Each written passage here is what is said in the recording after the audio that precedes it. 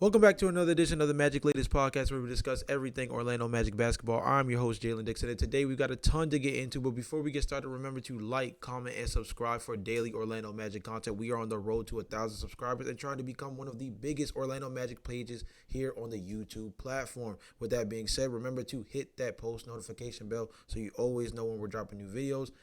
And let's get right into today's episode, starting off with something written by Sports Illustrated that I talked about earlier in the summer, but now is coming back up as we get closer to the NBA regular season, and that is the importance of the NBA Cup. And Sports Illustrated wrote an entire dedicated article to the reasons why the Orlando Magic should be pushing to not only have a solid NBA Cup run, but should be pushing to win the whole dang tournament. Specifically, the target that it focuses on is two of the last winners, as well as the Commissioner's Cup for the WNBA, which of course the NBA Cup is based off of, saying it's no surprise that the Indiana Pacers were the Eastern Conference finalists the year they lost to the Los Angeles Lakers, and last year the Oklahoma City Thunder lost in the Emeritus Cup championship to the Milwaukee Bucks and later went on to win the NBA title. Furthermore, the Commissioner's Cup is the WNBA's version. The recent winners, the Indiana Fever, got it done without Caitlin Clark in 4 of 6 matches, which included the championship, and they are now in the playoff semifinals with a 1-0 lead over the favorite still without her. Yes, the Indiana Fever are in the second round, and they are up on the Las Vegas Aces, who just announced that Asia Wilson is the MVP. So this team is actually on quite the hot streak right now. The article goes on to further to say there is no danger since it is an in-season tournament aside from losing out on money, but it provides a nice opportunity for teams to show how mentally strong they are by locking in on something important early. Keep in mind that the Thunder coach Mark Daigneault said the Cup was a good experience for his club. It would be for the Magic as well. Don't be fooled into thinking because the players make extraordinary amounts of money that they won't be interested in a $500,000 pot. On top of that, some of the players who aren't in the rotation on lesser deals could use it. As for the Magic, they haven't done anything relevant since Dwight Howard led them to the finals in 2009 and to the East Finals the following year. They have the best chance since Howard's years to do something special, but before then, a successful Emeritus Cup run would be valuable experience because they are preparing teams for bigger games. Again, I mentioned this earlier in the summer, and I think it's an important point to continue to double down on. This team is still extremely youthful. Paulo Banchero is on his second major contract. Franz Wagner, second major contract. Jalen Suggs, second major contract. Desmond Bane is still fulfilling, I believe this is his second major contract as well, and I think he's really just starting to bite into that re-up from the Memphis Grizzlies before being traded over to Orlando. So your core four, your main group, and that doesn't even throw in guys like Anthony Black or Jace Richardson and Noah Penda, who you just drafted, Tristan Da Silva, who's still youthful out of Michigan State, right? There's still a decent handful of players, if not 70% of your main roster that are extremely youthful, relatively battle-tested to a lesser degree in terms of what they've been able to experience the last 2 seasons or the last 2 to 3 seasons in terms of postseason play, but not necessarily anything that has showed longevity as a team that's going to be a perennial playoff team to worry about, right? This is a team that needs to continue to be battle-tested over time, and the NBA Cup is a perfect chance to do that because these are high-leverage, high-stakes games. Yes, they come in bunches. Yes, with the fact that it's a regular season aspect, there's certain parts of it that make it where any type of title experience is good experience for this team. As a squad that should be able to put together a good amount of wins in the group that they were assigned to, this should be a team that has high expectations to make it deep through the NBA Cup tournament, and more than likely a team that should be worried about in the Eastern Conference as a team to not only make a run but honestly win. And as we've seen with representations like the Indiana Pacers, for example, this can be a good jump-off point. Oklahoma City as well, who obviously they met in the NBA Finals this past season. This is a very good jump-off point for a team that does need a confidence boost. The Indiana Pacers, when they won that year, Tyrese Halliburton was a top 5 MVP candidate earlier on in the season and looked like a guy that was going to lead them to the promised land in a real way. And although they fell short, all signs were pointing to this major buildup that put them in position to make it to the Eastern Conference Finals that year. This past season, although Tyrese Haliburton wasn't nearly the same caliber of player that he was the season prior due to the injury, the propelling of what they had done the season before had helped build this momentum for them in a way where they've been able to continue to just build and build and build on top of what's been a strong 2 to 3 years under the helm of Tyrese Haliburton at point guard. And now they are a team that the only reason we don't see them as more dangerous this upcoming season off of what they just did last year is simply because of Tyrese Haliburton injury, because everything points to this team not losing anything else of major value unless you view the Miles Turner subtraction as a significant hit. And I think that kind of depends on the play of Isaiah Jackson. They're in a situation where that team is still going to be scrappy. It's still going to be dangerous.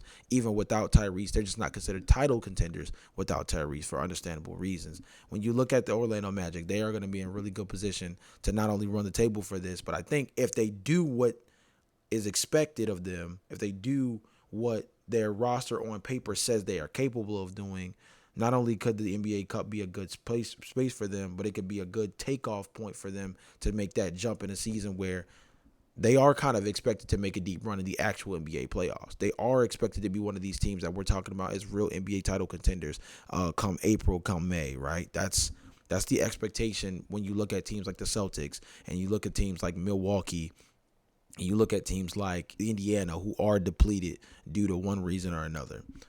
But with that being said, it all comes down to how each coach specifically going in decides to value the NBA Cup. So we'll see how Jamal Mosley decides to look at things. Hopefully he looks at them similar to the way a lot of Orlando Magic fans do, which is that it could be a great starting point for building a championship team. Let's move on to Mo DeKill, who covers the Orlando Magic pretty closely nowadays and was on a podcast recently talking about the Euro Cup run of Franz Wagner. Obviously, I've discussed the Euro Cup in great detail between Franz and Tristan da Silva as Team Germany was able to get the summer championship. And specifically on the Kevin O'Connor show, Mo DeKill said he was amazing. Talking about Franz Wagner, he was amazing the way he played. Didn't shoot the three ball at all well. But the way he attacked the rim was relentless. He was so quick in transition. It was not just that. It was the attitude and confidence that he had. If I'm a Magic fan, I'm going nuts. I can't wait to get this guy back in our blue and white and ready to roll. Later on in the podcast, he touches on what he thinks Wagner brings to the team, saying Wagner finished last season averaging a career-high 24.2 points per game. During the 20 games he played between Banchero's injuries and his own oblique tear, Wagner averaged 26.1 points per game while maintaining decent efficiency despite his increased volume, shooting 45.7% from the floor. Beyond that, I think the point that needs to be made here, right? And I think it's a later mention in the article, but I'm going to touch on it here. There's a statistic that I think is very important. I think it's going to build off of Eurobasket. Orlando had a +6 net rating with Wagner on the floor last year. That includes a team best 111.8 offensive rating when he was on the floor. Wagner does quite a lot of things to help his team be better. There are simply a lot of reasons to be excited, and it seems like they are due for a big season, which the Magic trying to jump in with the Magic trying to jump into contender status in the NBA. Okay, look, this is my thing when it comes to Franz Wagner, and I'm gonna kind of keep banging the table on this one until we actually see it on the floor. Franz Wagner is not the best player on the team. He is definitively the second best player next to Paolo Banchero, but he is the most important player in my opinion, and the reason why is because at the wing position as a multifaceted ball handler on the perimeter that is literally a 3-point shot away from being a full 3-level scorer that's dangerous at all 3 levels at what I would consider as an above average to an elite level, right? Because if he is able to shoot league average, if not better, which again is 35 to 36%, while being a guy who shot 45% from the field on high volume as a primary ball handler and decision maker, this is a guy who dictates so much flow for the offense when given the fact that we do not have a traditional point guard. Now, again, love Jalen Suggs for what he provides defensively and as a three-point shooter. Love what Desmond Bane brings to the table as a new addition to this team as a ball handler and guy who can operate in the mid-range area, in the three-point area, off his own dribble package, right? This is a guy who can shot create for himself, develop that in a real way the last 2 years in Memphis with John Morant missing so much time. We discussed that on the podcast a ton. But Franz Wagner's ability to be multi-versatile as a point forward, a secondary shot creator, a help defender, and then, hopefully, this season at some point, establish a steady, not elite, but steady three-point shot, changes the dynamic of this team so much. Paolo Banchero already is a guy who averages 25 to 26 points per night and allows himself to get to the free throw line 8 times per game. Yes, he could be a deadly three-point shooter, but his most dangerous weapon is his ability to operate around the basket and in the mid-range area. Franz Wagner's individual development is so important because he can spearhead this offense, whether it's on the floor with Paolo or when Paolo is off the floor. But that three-point shot, that of course was not steady through the Eurobasket either, shot 33% from beyond the arc. I think it was like 9 for 24 or something like that. It was 9 for 24, 9 for 27, somewhere of that ilk. That's the unlocking skill. That's the unlocking skill for Franz, and it will remain that. It will remain, I think, arguably one of the biggest question marks of the Orlando Magic this upcoming season. If Franz Wagner can develop into a 3-level scorer, we've already got 2 levels established, again, on high volume particularly. If Franz Wagner can elevate into an above average, let's say even an average 3-point shooter and be a legitimate 3-level threat, this team is different. Everybody should be high on what we saw from Franz during his time with Eurobasket, but I don't even think it tells the full story of just how impactful Franz Wagner really could be this upcoming year if his developmental track continues on the path that it's been on. Next, something I feel like we've kind of discussed a ton, but it continues to just kind of be thrown out there. Article after article. Bleacher Report labels the Orlando Magic as one of the offseason's biggest winners. Main reasons: adding Desmond Bane, particularly addressing their three-point shooting issues, locking up Paolo Banchero. Obviously, you're always going to be praised for being able to not only lock down an all-star caliber player, but they got him on what should be a considerably favorable deal. Yes, it was 4 years with a player option on the 5th, but situations with incentives will also allow them to potentially protect some of that money. And let's be honest, if those incentives are hit, you are looking at a guy who is a multi-time All-NBA player, a guy who has pushed his team through the postseason beyond the first and second round, a guy who has maybe even potentially lifted a Larry O'Brien trophy in the process. And, of course, the Orlando Magic would more than willingly pay the price that comes with Paolo Banchero hitting those said incentives, right? So, at the end of the day, re-upping on Paolo, trading for Desmond Bane, which helps your three-point shooting, addressing your three-point shooting even further with guys like Tyus Jones and drafting Jace Richardson,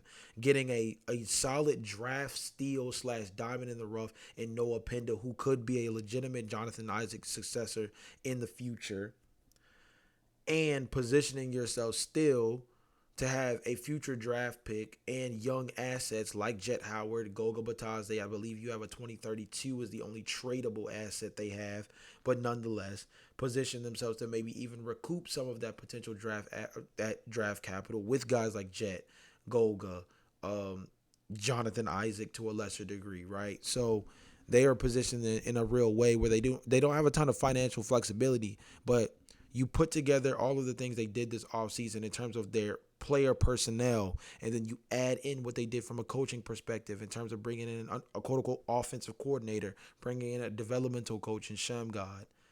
This team did everything it could financially this summer to improve in a way that tackles their main issues and actually projects them forward in terms of taking their youth into account. So I'm not surprised that Bleacher Report has them as winners. I think they were ranked as the third or fourth biggest winner of the summer as well. Again, it comes a point where the all season winning articles become a little redundant, and it all comes down to seeing more particularly Desmond Bane's fit on the floor with these guys. We are only about a week and a half away from training camp finally starting, so it'll be good to finally see these guys in a real environment. Obviously, I believe October 7th is when preseason kicks off for the Orlando Magic against the Miami Heat. That'll be our first real glimpse where I would assume that our main starting five is going to get some real burn. I would assume that starting five is Jalen Suggs, Desmond Bane, Franz Wagner, Paulo Banchero, Wendell Carter Jr. at the five. And we'll have to see. Last but not least, we're going to continue our X's and O's series. As usual, I've mentioned that the Orlando Magic Daily wrote a two-part article about the formulas of each team in the Eastern Conference in terms of being able to combat the Orlando Magic on a night-to-night basis throughout an 82-game series and an 82-game season, and any given 7-game series. And fifth, or I guess this would be fourth, on the quote-unquote power rankings list of potential contenders and their formulas against the Orlando Magic is, ironically, the Boston Celtics. Very interesting situation here, given the fact that the Boston Celtics took a significant hit to their roster this summer, giving up Drew Holiday, Kristaps Porzingis. Obviously, Al Horford is unlikely to return to that roster as well, and we already know that Jason Tatum is injured. But here's what Orlando Magic Daily has to say. The Boston Celtics have not been the same team they were. The Boston Celtics may not be the same team they were last year because of Jason Tatum's injury and departures of Drew Holiday and Kristaps Porzingis, as mentioned before. They will surely take a step back, but they still present the same fear and challenge. Joe Mazzulla is not about to change his offensive strategy just because of those losses. The Celtics are going to put up tons of threes. They average 48.2 attempts per game, and they still have the personnel to take a lot of threes, even if other parts of their game are weaker. The Orlando Magic spent their playoff series against the Boston Celtics last year fearful of the power of their three-point shooting. Even though the Magic have more three-point shooting now to keep up, they still probably are not prepared for a team that throws volume at them that forces them to keep up. That's cute. I understand what they're trying to say. Sam Hauser is still on the team, high-level three-point shooter. Peyton Pritchard is still on the team, high-level three-point shooter. Derek White is still on the team, high-level three-point shooter. Those are the main names that they're referring to in terms of the high volume in relation to the Boston Celtics formula to combat what the Orlando Magic do defensively. The biggest difference is not necessarily the fear of the Orlando Magic when it comes to Boston's volume. I don't think that's the issue. 48.3 attempts per game. Don't get me wrong. I believe that will translate because of the law of averages, duh. But I think the real issue, especially when we talk about that series from last year, is the level of gravity that Jason Tatum and Jaylen Brown require from a respect level, both as guys who can shoot the three ball, but as guys that are also very dangerous in drive and kick situations.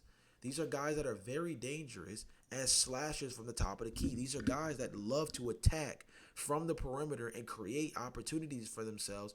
And that three-point threat that some of the others surrounding those two presents creates this level of pick your poison that's so dangerous because, again, they take nearly 53 points a game, so they're going to get them up. But now you have to also respect the fact that Jason Tatum and Jaylen Brown know how to get to their spots at a high level. Now you eliminate Jason Tatum from the equation. You force Jaylen Brown to have to be even more of an on-ball creator than he has been in the past. Now you force Derek White to assume a much more important ball handling responsibility that he hasn't had to have since joining the Boston Celtics. I don't even think he really truly had any responsibility similar to it back when he was with the San Antonio Spurs. So now you've positioned yourself where instead of having two different guys to worry about, one of them also being a high-level three-point shooter, right, 37, 38% from beyond the arc, talking about Jason Tatum, Jaylen Brown, a little bit lesser, still a high-level three-point shooter to respect, but not a guy who's so dead-eye and high volume that you have to worry about him killing you from back there. It creates a completely different situation. The Orlando Magic should not be trying to go blow for blow from beyond the arc with Boston. That's how you lose to them. It's trying to meet them at their crib. That you try to meet them at what they do best. What they have to do is out physical Boston. If there's one thing that I know about this Boston Celtics team this year, is that they are going to be extremely, extremely soft in the middle. I believe their starting center is going to be Neemias Queta. And let's be honest, that's a guy who, in my personal opinion, I think a lot of people in the comment section would say similarly, is likely a career backup in most situations.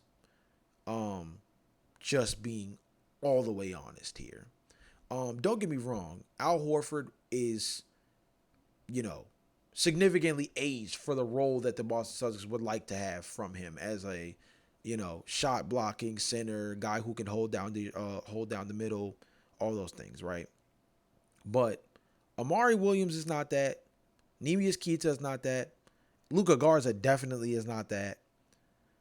Xavier Tillman is probably their most capable guy to fill in at that spot, and he's an undersized center that's more of a power forward at 6'7". This team is going to be extremely soft in the middle. You don't combat this version of the Boston Celtics with trying to outshoot them. You out-physical them. You take away one of their best perimeter defenders in Jason Tatum. You put much more onus on Jaylen Brown as an offensive player, which will take away from his defense. Same thing from Derek White. His increased offensive responsibility will take away from his defense.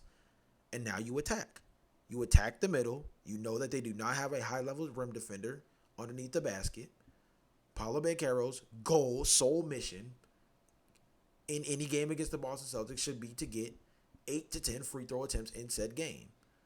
Same for Franz Wagner. The goal should be to come out of that game with nearly as many free throw attempts as the Boston Celtics have in three-point attempts, if we're being honest here.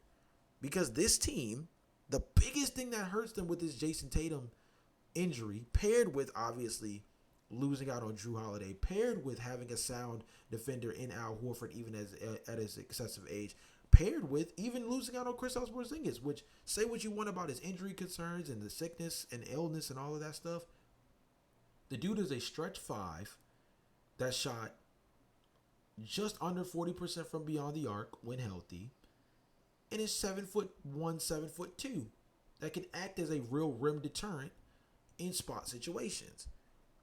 You're missing all of that now. So where offensively the Celtics may still be quote unquote lethal based off their 3-point volume, defensively they are not constructed well enough to deal with the size that the Orlando Magic can present.